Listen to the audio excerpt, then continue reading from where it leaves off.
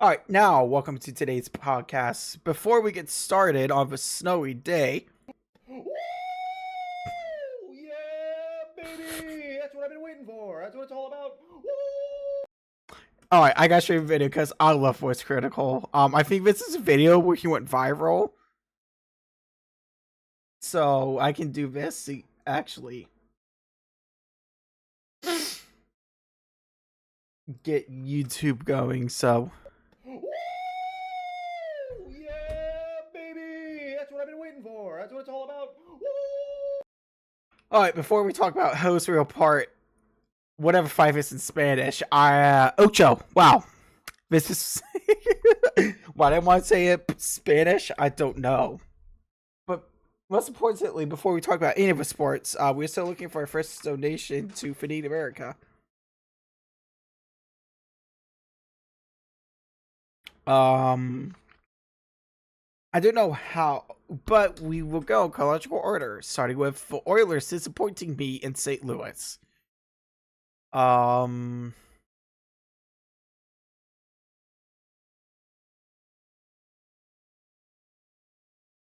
um, yeah, they lost.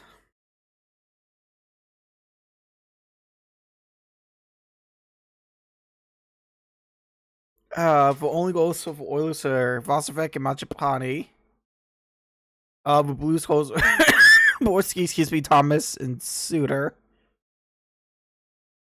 But the problem is, the Oilers only scored in two periods. The box score was 1-1-0-0-2-1. So, I mean, it's okay. You know what we say about 2 goal leads? Apparently, not only were they bad for FCC, but we'll talk about that later. But it's also the worst lead in hockey. More shots, 26-22. I don't. I don't know why, but no matter who's coaching for Oilers, they always seem to struggle in at least 1 month. I mean, I still think we're gonna make the playoffs. Given make a repeat of a cup run, I don't know right now. I'm gonna be honest here. We're gonna need. I love Stu. I love Pickard, but maybe at least one of them needs excuse me, a fresh start somewhere else. I'm gonna put the save percentage, unfortunate. The save percentage is 889 and 836. Right now, Pickard has a full 4 goals against average and Skinner 2.81.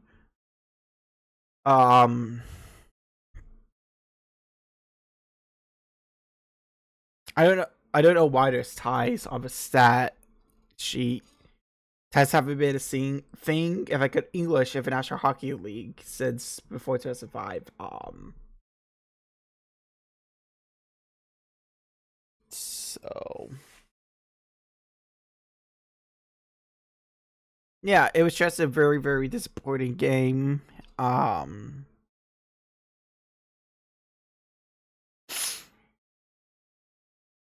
So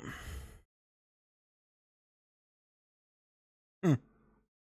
I don't know why on the website they're so advertising the Halloween game against the Rangers. We're in tomorrow's Veterans Day.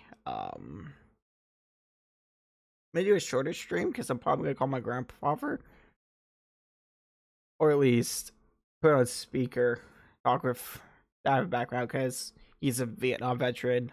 We used to do Applebee's, but he hasn't been able to do it the last few years, unfortunately. So, because Apple, if you know veteran real life, be sure to thank them. And if they like Applebee's, take them out to Applebee's because tomorrow, as I think we've done for the last few years, if you're a veteran, you get a free meal at Applebee's. So, not sponsored by Applebee's. Just saying, this is a way to help thank your veterans in your life by free food. I know this sounds selfish, but anyways. See, this slump of Oilers, right? It's got me talking about food. Um, yeah, but it's ironic that Jack Lotzefrick is an Oiler. He's gonna play against his hometown team tonight. But that's for later on. And then Dallas, I was kind of expecting a loss. Unfortunately,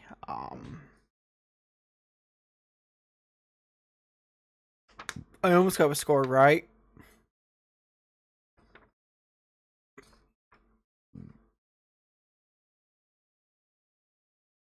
The box score was 2-0-0-1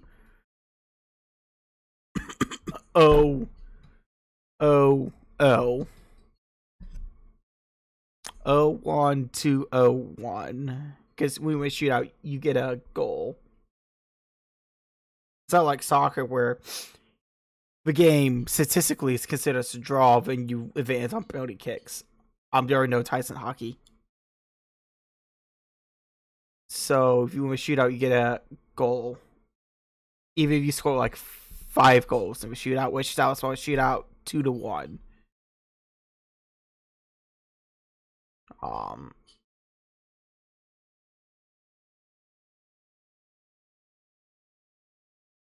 So yeah, really don't want to spend much time on it because there was really nothing to talk about. And Jackets Flames.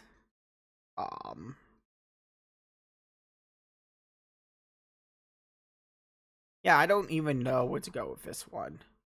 They got absolutely slapped. It's weird that. Wait, why is it a 6:30 start in Edmonton? Oh, right, because it's on Prime. That's so stupid.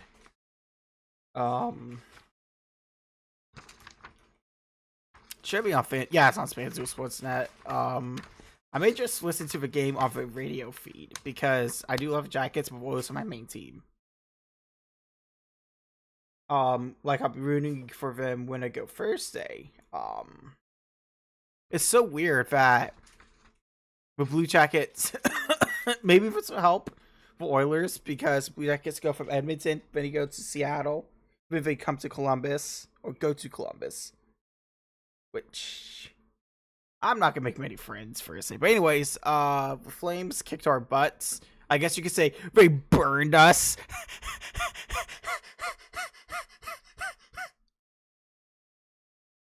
I know, that was a bad pun, wasn't it? The goal scorers at that game were Frost, Blake Coleman, Kirill Marchenko, Nassim Kadri, Kapakla, that's to pronounce it, and Backlund. I don't understand. Okay, I Dean Evanson kind of got a little desperate. It was 4-1. Why would you pull for goalie?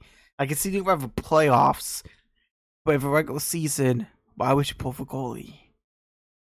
I never said that before, but it just makes 0 sense to pull for goalie. We are down 4-1 with a minute 11 left in the period in the third. You're not gonna come back. You're just gonna have to. I know go different doesn't matter in hockey, but no, it's just really frustrating. But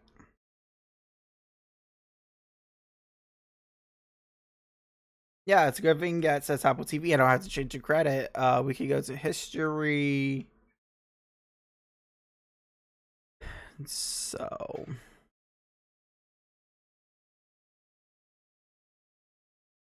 it's already watch highlights, but we're gonna watch them again. Well, we're gonna watch them together. Okay, I had to restart it because I guess YouTube didn't realize I finished your video. Anyways.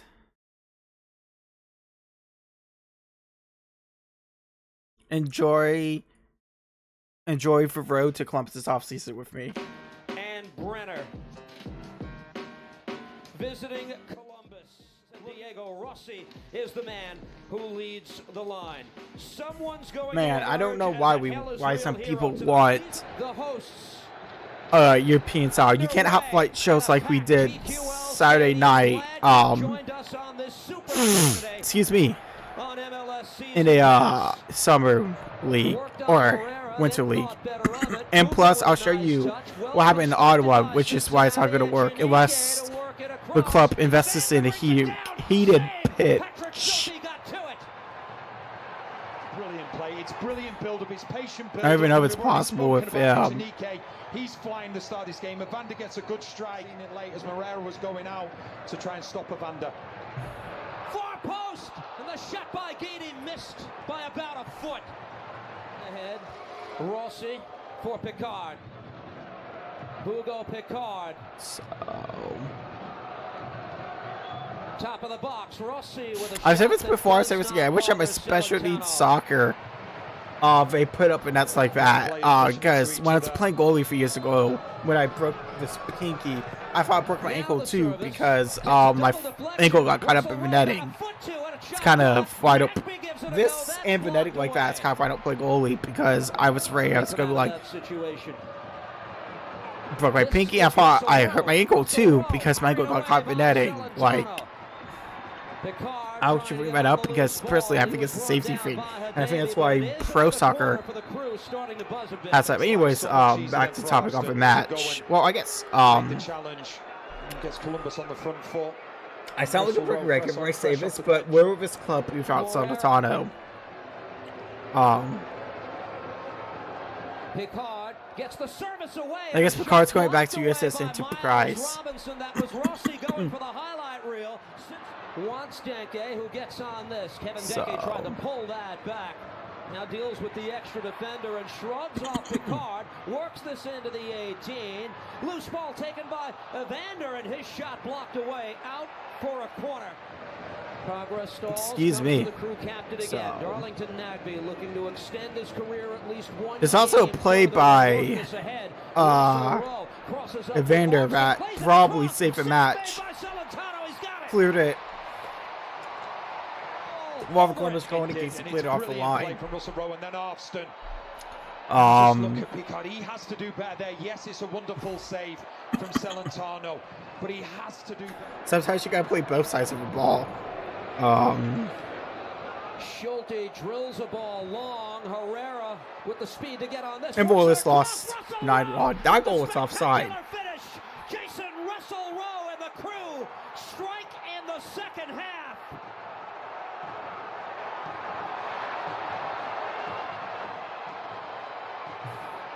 So the Canadian cutting through Cincinnati's back line for a 1-0 lead. Just when you see the ball is played here, I think this could well come back. It could be offside, but you talk about a substitute being caught cold. It's exactly what happens to Orejano. Why is Epic trying to auto update? Give me 1 second, guys. Oh, sorry about that, YouTube. Epic Games is trying to auto update. On the wrong side of him, leaves him standing, plays the ball into the box, and it's Russell Rowe with that finish. It's hilarious how that goal stood. As Russell Rowe puts the ball into the back of the net, they spent, I would say, 30 seconds reviewing it. And Cincinnati will be hoping that it's called back for offside. Jeff Gamble is in charge of VAR in North Texas, assisted by. Don't know what Jeff was looking at. I feel like Jeff needs glasses. Loose ball, goal, Brenner, tie game. The funny fact is, I think Brenner actually refused to go to Columbus. There's people in Columbus who didn't want Brenner, which is hilarious. In the first season. One Brazilian, the goal by his countrymen to level the match. Which makes Brenner offside. Just keep your eye on the number 9. He holds on here to Sawatsky, and because of that, Brenner then comes through. He's in an onside position. What a response and what a reaction from Cincinnati. We finally have a game in our hands now. Brilliant all way round. Goes to Brenner, right place, right time. He's been an outstanding signing, and what a goal that could prove to be. Chris Penso draws the line. It'll be Orejano gets it through off the side. I don't know. I first sworn I was deflected. Everyone was confused by that. What's it called? A corner. Off of Orejano's free kick. I don't know how that wasn't a corner. It'll be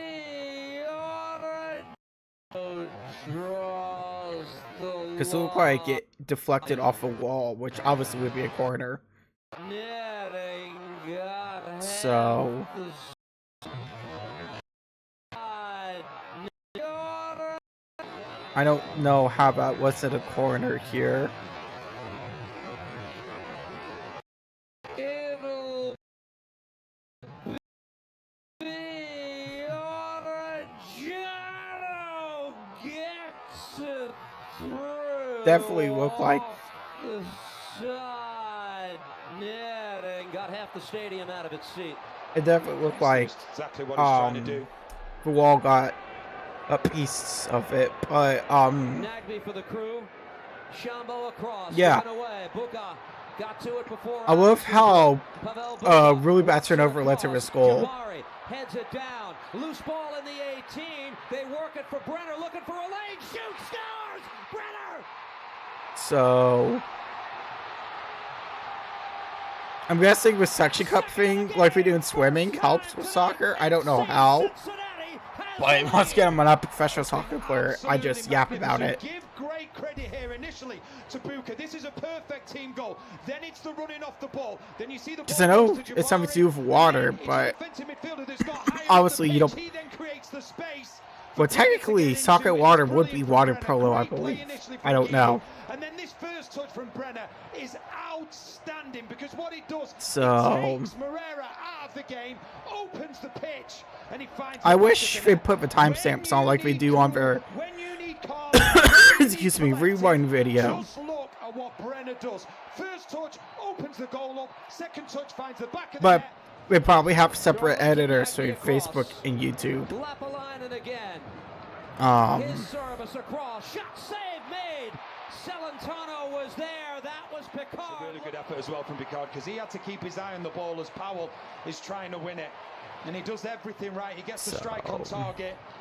Miazga should be back for Miami. 9 minutes was hilarious. I don't understand for 9 minutes of stoppage time. This ball comes through. Russell Rowe, far post, had the man cutting. It went just wide. It was just nearly saved their season. Crazy. Jaburko with a good ball. Lapalainen whips this ball in. Russell Rowe trying to get on it. This is Rossi. It's funny. The ref at our game actually is married to another ref. She's a better ref than he is. It was a big opportunity. We've hit 9 minutes. That is all. So it's Pat Noonan who told his club the past is the past. Oh, look at that sad face. I don't understand why people were so surprised by Verstappen's speed. He quite literally did that last year in Brazil. So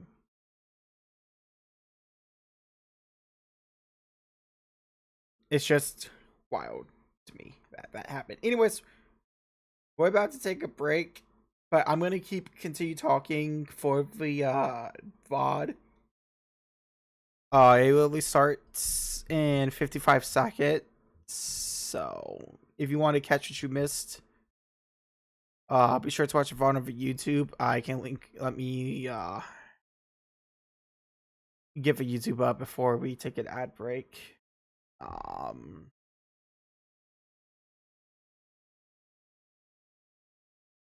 So whoops. I subbed to way too many YouTubes. I need to start unsubbing to people from people. Maybe, I don't know. But anyways, here's our YouTube.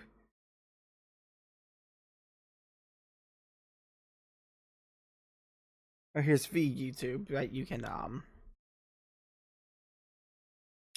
watch the VODs on and con vlogs, which I'm way behind last year since I'm signed for MFF this year. So,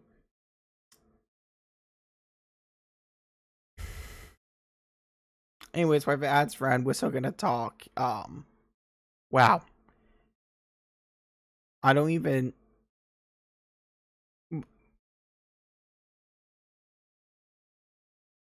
Okay, so when I was on my way home from the FC Cincinnati match, I was like, okay, it's only 2-0. Like,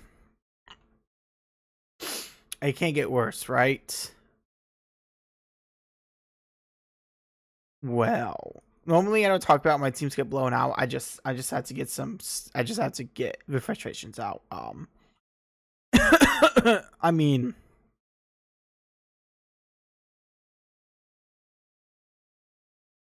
the problem was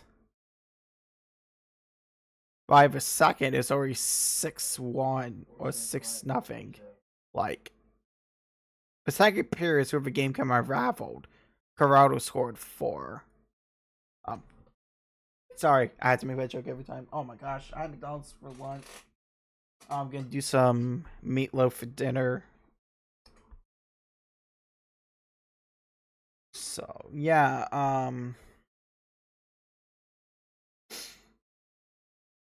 yeah, as you can see, yeah, the Avalanche. So it's like, okay, it's only 2-0 going into intermission, and then the second period happened. Look, Gavin's so new to the league, they don't even have a headshot for him. That's hey, HR, if we're looking for people to do headshots, I just need a camera, which, if you're able to donate to it, I can't.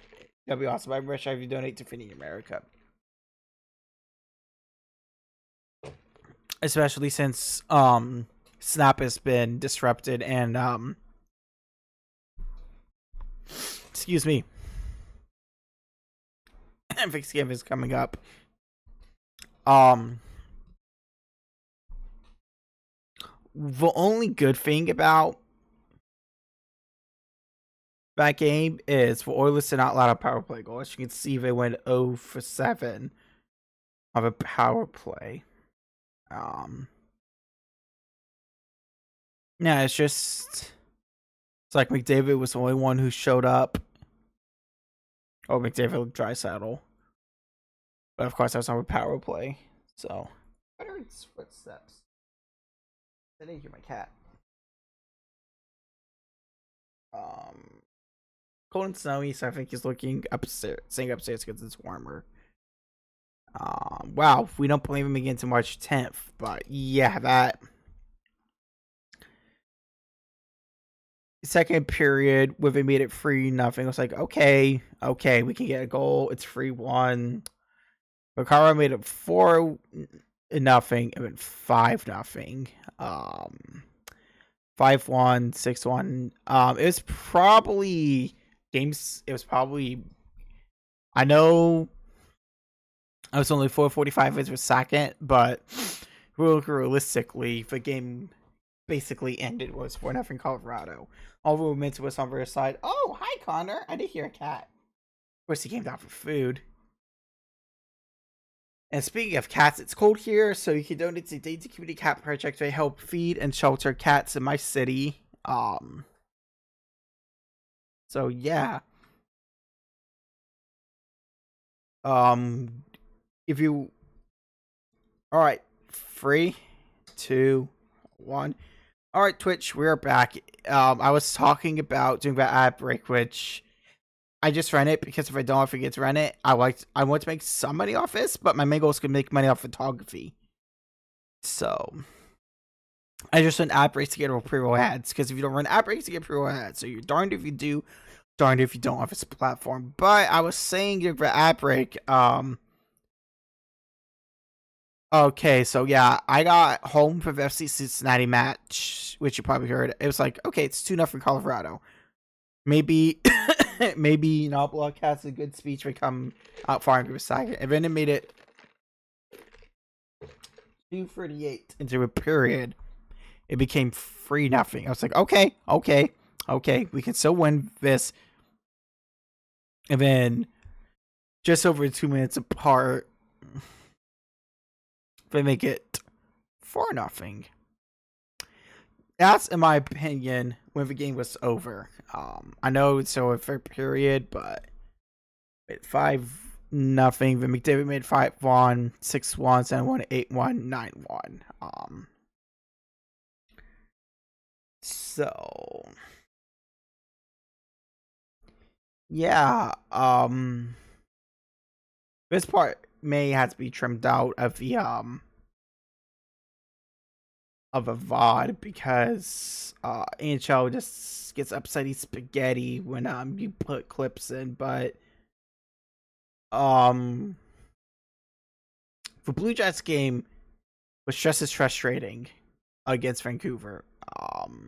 Pretty bad officiating.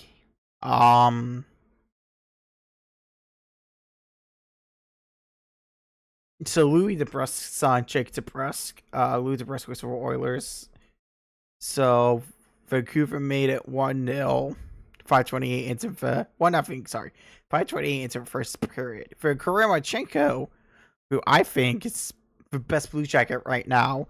If he played for the Reds, he'll be traded soon. I'm sorry, get out of itself. But yeah, then Marchenko makes it 1-1. Oh, I guess my cat must feel better. He just ran upstairs. Got the zoomies. So yeah, as I was saying, Bronkoff made it 2-1, and this Drew O'Connor goal is where the controversy comes.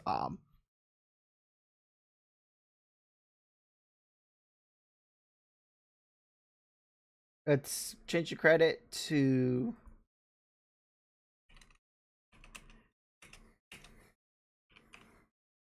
the National Hockey League. But the puck slid off his stick as he went to shoot it. Here's that's loud. Turns to the puck. See what? He's running out of gas. Hughes has it. Cutting across. See, they missed a clear cross check, and that led to a goal. If it wrong call, if Fabro was obviously upset, and then the ref helped out Elvis, which is hilarious. Everything breaking loose after Drew O'Connor tied the game, and Fabro cross-checked into the ice. The front of the net. This dude is so one-sided. Here with Dante Fabro. Look at Hronik's gonna try to shoot the puck. There's no shot. I mean, how the ref is real? You got the refs really right there. I don't know how you miss that blatant of a cross check, and then Garland made it 3-2.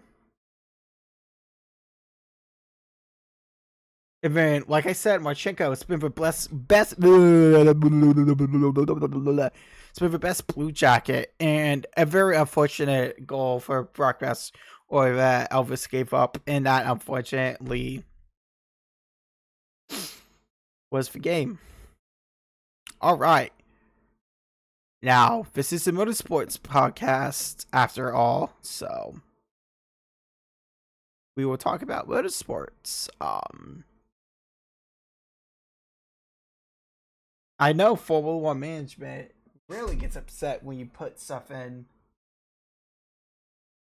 video, so we're just gonna look at the tweet recap, which is what I've been doing. Because another YouTuber I watch, I found him from.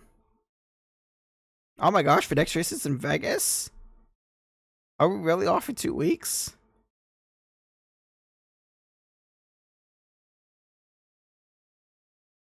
Wow.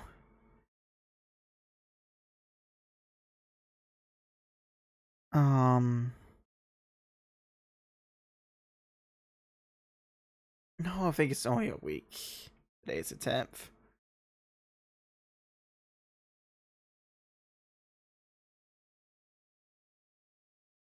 Yeah, it's only a week off of F1, but it makes sense. We're going from Brazil to Nevada. But anyways, good race. Yeah, from a neutral standpoint, me as a Ferrari fan, it sucked. It's no other way to put it. Um,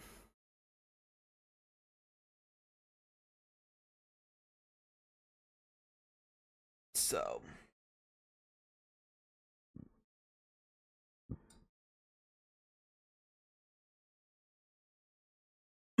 like I said, we're just gonna look through the tweet recaps, which shouldn't be too far down because it's just yesterday. Um,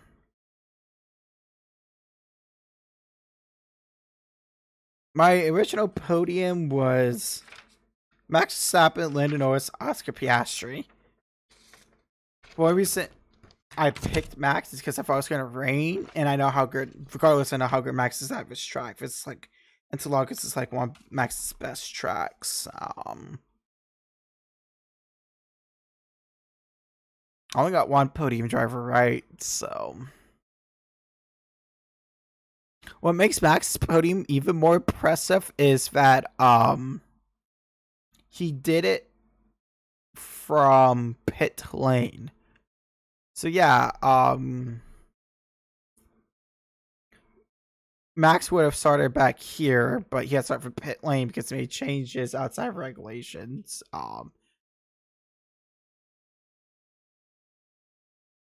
Yeah, unfortunately, the hometown driver got Lance Strolled. I don't know how Lance Stroll did get any penalties that race. I mean, I can't show the highlights, obviously, but if you see the highlights, he obviously cut off Capoletto. Oh, Bortoletto, sorry.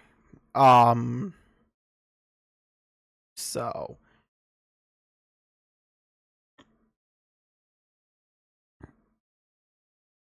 I mean, obviously.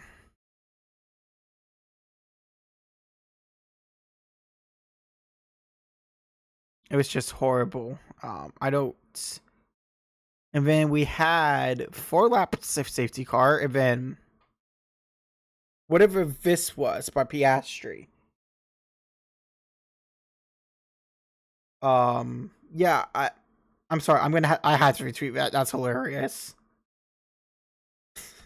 Because that is me. I missed this because it was bowling and YouTube TV and Disney are still having a peeing contest.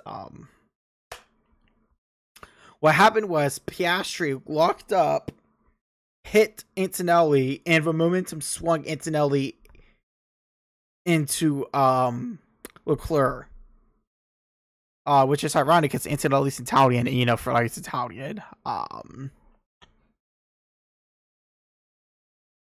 What? Oh my gosh! People really need to look at for replays before tweeting. Like, it is not Antonelli's fault. He got sandwiched between Piastri and Leclerc. Like, I see the video. I can't show it here because I'll have to get out of YouTube. But it is very obvious that it was Piastri's fault.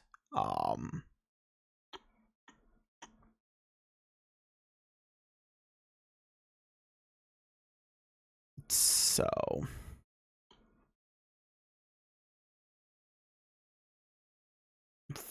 thankfully, Piastri did get a 10-second penalty for causing collision. Oh my gosh, Lewis Hamilton fans. Give me 1 second. This is YouTuber I watch. I was talking about.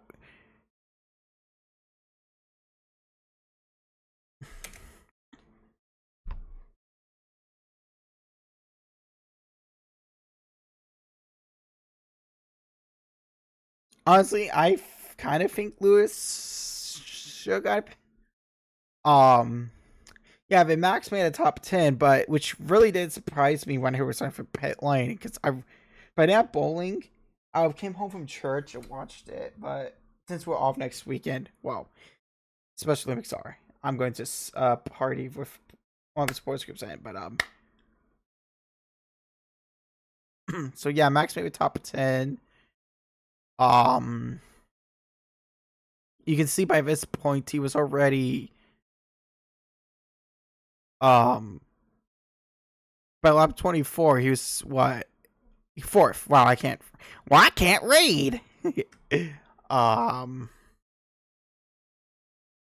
he would get up to third. It was kind of weird with tire situation between the drivers. Lewis unfortunately had to retire. With Flores, where all the aerodynamic bits are. Ocon also had a great race. So Verstappen, honestly, you only get one driver a day, though. I didn't realize Ocon also was up that many spots. So, Max led briefly, but had some weird tire things. Tire degradation. Tire was degrading like crazy, which I like. It made for unpredictable strategy.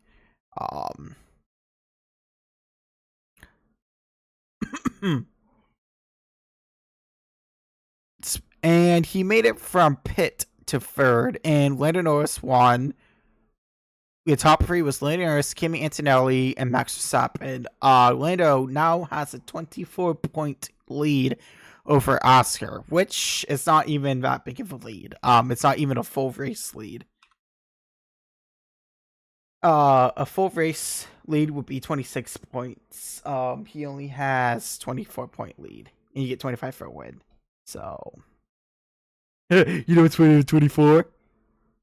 25. I'm sorry, I had to make a SpongeBob reference for her. All right. And now we can go on to the future predictions portion where we predict the scary future. Let's get Google Docs up. Let's make a new document starting tonight with Oilers Jackets, and then I get to see Oilers Jackets part 2.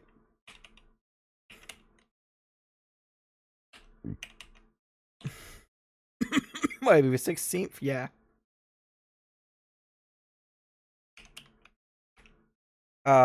So yeah. Usually after a beatdown, McDavid goes all crazy, so I think Oilers win tonight.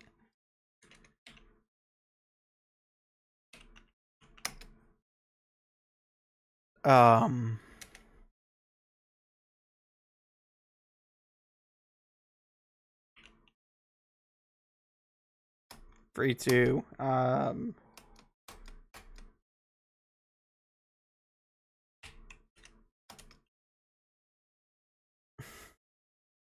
All right, and that takes us to what would be Wednesday with Blue Jacket, or Blue Jackets play tomorrow night too against Seattle. I know they play Seattle after they play Edmonton. Okay, they do that back to back.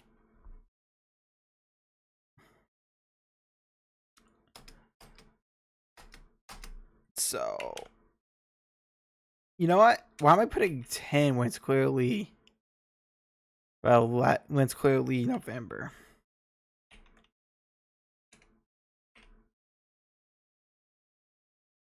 So, I think Seattle beats the Blue Jackets, unfortunately.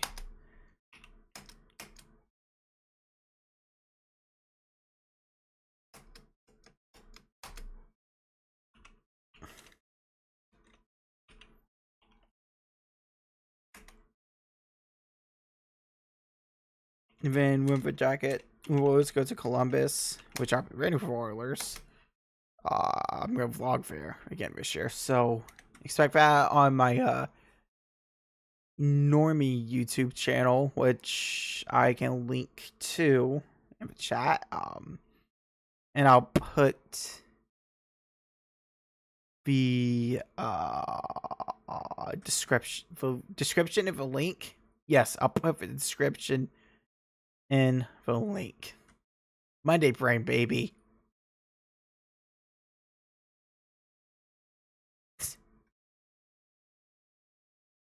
So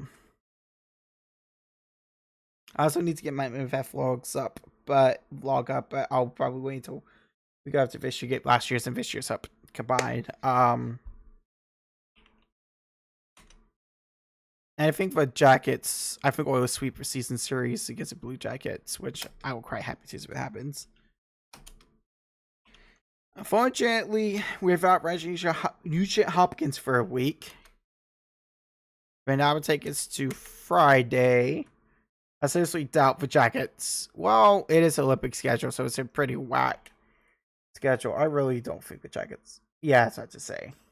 There's no way the Jackets play back to back in the same 2 back-to-backs in the same week. Then I believe the Oilers would be Hockey Night in Canada on Saturday. So F1's hot this weekend.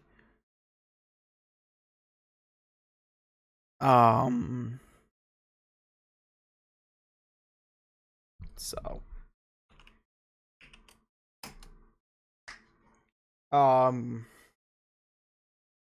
but before we do wrap up, I will do some IndyCar offseason notes and then wrap up. For Saturday night, Jackets versus Rangers in Columbus. I think the Jackets bounce back and beat the Rangers. I know it's in Columbus, but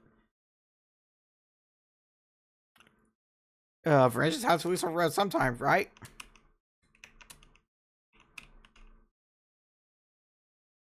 And then the Oilers, Hockey Night in Canada. Oh no, 5 p.m. Well, yeah, so Hockey Night in Canada because it's a 7 p.m. start, but they continue the road trip.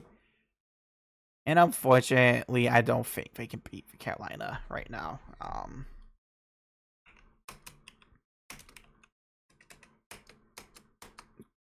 Carolina's a good hockey team. I don't know what happens to them in the conference finals. But yeah.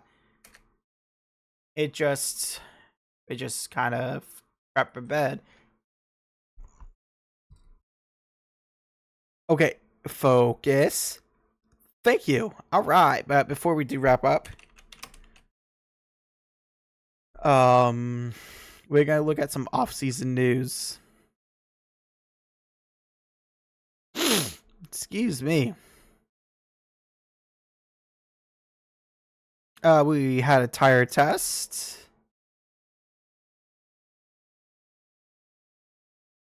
And Indy Lights driver Cairo Colette was promoted to IndyCar.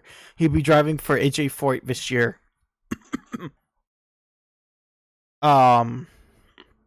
Indy next by Firestone, which they use Firestone tires, obviously. When Cairo Colette has signed with AJ Foyt Racing for 2026 NTT IndyCar season. IndyCar Series, driving been up at Ford Chevrolet in the tire to race. It's much of a competence Amazon. Yeah, it's got to be some kind of Brazilian sponsorship that has him on, because he is from Brazil. I don't really want to get 23, but I feel he was racing IndyCar. He finished second in the Indy Next Series, which,